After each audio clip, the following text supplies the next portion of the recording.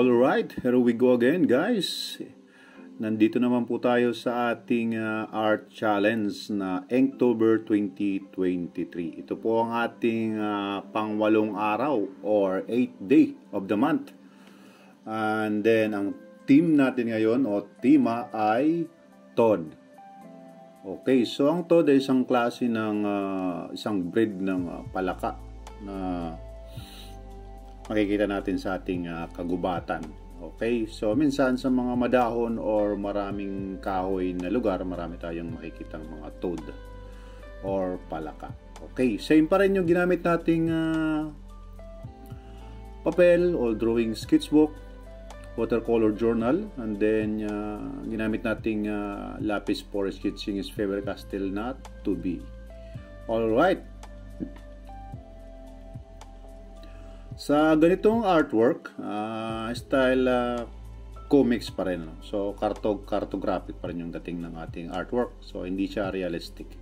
So, mas madali siyang gawin kaysa sa realistic or semi-realistic. Alright, so mabilis lang nating nagawa yung ating sketch sapagkat isang maliit na karakter lamang yung ginawa natin. So, yung overall na oras na nagugol natin sa ating art challenge today is almost 20 minutes. Since kailangan nating i-present through video ay kinat lang natin yung ilang mga scenes para maipakita natin ng mas mabilis yung ating art challenge. Alright. So, ang ginamit ko ulit na pin dito sa pagkingging ay 0.05 yung kanyang nib. Okay. So, same pa rin. Hindi pa tayo bumili ng ibang brand ng pen. Hindi pa naman ubos yung ink. Maybe some other time, pwede tayong sumubok na ibang klaseng pen. Okay, marami na tayong makikitang klase ng mga pen. So, when I was in college, ang ginagamit namin na pen is yung Staedtler. So, technical pen. Maganda siyang gamitin. Refillable ang ink. Cartridge niya, mabilis lang ma-refill, madali lang. Kaya lang yung 0.01 ay napakadaling masira. So, ingat na ingat kaming gamitin yun.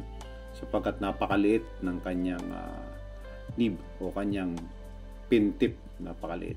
Pero napakasarap siyang i-guhit yung 0.01. So, meron din tayong mabibiling mga pen kagaya ng mumurahin, kagaya ng Unipin. Pwede rin yun. Madali lang din maubos yung kanyang ink. Itong Pigma Micron, medyo matagal maubos yung kanyang ink. Hindi ko alam kung pwede itong refill ang ink. Hindi ko pa nasubukan. Alright, so napupurma na yung ating Toad character. Malapit na. So ito lang, nasa taas lang siya ng isang kabuti. At then nilagyan ko siya ng marami akong nakita mga illustration at saka mga images na meron siyang corona ng isang kabuti. So parang hari siya ng mga kabuti. So siguro style lang to. So ginaya ko na lang din. Medyo maganda namang tingnan. Gusto ko sana siyang lagyan ng corona. So parang frog French yung isang kwento.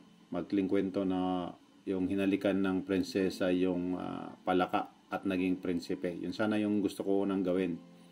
Pero nakita ko tong ganitong style na may koronang Toad, parang ayos siyang gawin.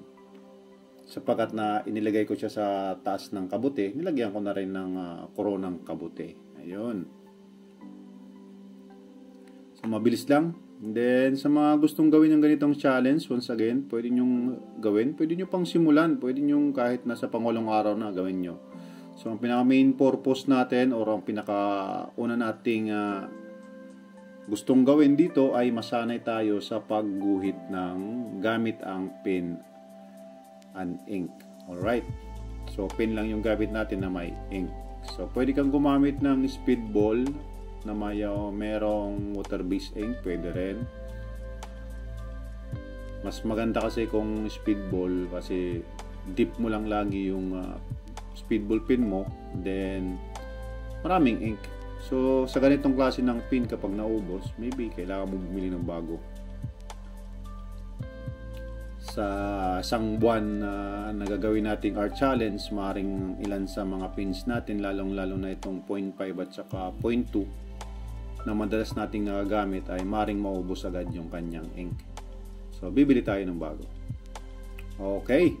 So, nakikita natin ang ating illustration ay malapit nang matapos.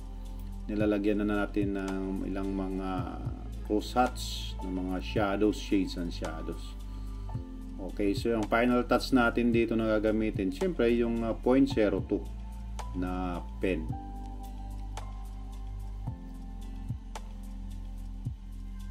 Ayan, so ito namang brush pen, ito yung ginagamit nating pang feel ng mga malalaking parts or kailangan natin lagyan ng dark shades. Ito yung pinakamas magandang gamitin, no? Kisa sa 0.05 or 0.02. So, meron naman akong 0.08. So, ginagamit ko lang siyang pang border. Yung brush pen, siya yung gagamitin natin pang fill ng mga dark shades. Alright. So, dito naman, ang ating ginamit ay 0.02 na. Nalagyan na natin ng mga hatching at mga cross hatching para magkaroon ng buhay yung ating character na toad or palaka. Sa pamamagitan ng iba't ibang stroke ng isang ng pin na gamit ang cross hatching, iba't ibang angles, makakagawa tayo ng isang illusion na parang nasa 3D part. So, parang 3D yung ano niya, itsura. Hindi lang siya flat tingnan. So, kung gagawa kayo ng mga illustration, kahit na anong illustration, mas maganda isipin mo na parang 3D yung character mo para hindi siya flat tingnan. So parang hindi lang siya nasa papel. So isa rin akong kasing 3D artist, so mas nabivisualize ko yung isang object or isang character by 3D. So kapag ginuguhoy ko na siya sa isang 2D platform kagaya ng papel or in digital man na Photoshop, iniisip ko yung 3D form ng isang object para ma-identify ko kung paano ko siya isi-shades, kung paano ko siya lalagyan ng shadow, kung saang part siya dapat nakaumbok or may lubog. So, ganun ang sekreto. Hindi lang basta-basta natin niyang hahaguran ng mga lines or ink kung hindi mo siya ma-visualize ang isang object kung siya ba ay pabilog, siya ba ay flat, so matulis ba siya, ganun. Yung butas ba na masyado bang malalim. So iba-iba yung characteristic ng mga ganun para i-shade mo yung area. Okay, so kung ba bilog na malaki, kung bilog na hindi naman masyadong bilog, magkakaiba yung style ng pag-render ng inyong shadows. Alright. So kung yun, ma-visualize mo sa isipan mo, mas madali mo na siyang re-render o maiguguhit yung character. So, hindi siya flat tingnan. No? So as you can see here, makikita mo na may mga walang shades na part. Ibig sabihin dito nakaumbok siya. Nakaumbok yung part na yan or pabilog, mataba, something like that. So ganun yung sekreto ng pag-drawing ng isang character o kahit anong object. Pwede. Malapit na matapos, guys. Sa mga nanood ng ating mga past videos sa ating art challenge, sa ating pang-walo na to, maraming salamat sa mga sumuporta. Then sa mga nakapag-subscribe, maraming salamat. So patuloy lang. Sa mga gusto rin matuto mag-aral ng drawing, pwede nyo itong maging guide for beginner yung ating ginagawang art challenge sa araw-araw. Makikita natin dito kung paano tayo mag-sketch, paano tayo magsimulang mag-sketch, paano tayo magsimulang mag-inking. Madali natin magkakaroon kayo ng idea. So, every artist, bawat artist may kanya-kanya naman ng style. So, dito, kung sa palagay nyo effective ang style na ginagawa ko sa style nyo, pwede nyo i-apply. Ganun lang po yung kasimple. Sa pag-drawing naman, wala namang mga rules or mga gabay na kailangan mong sundin. Pwede kang gumawa ng sarili mong style.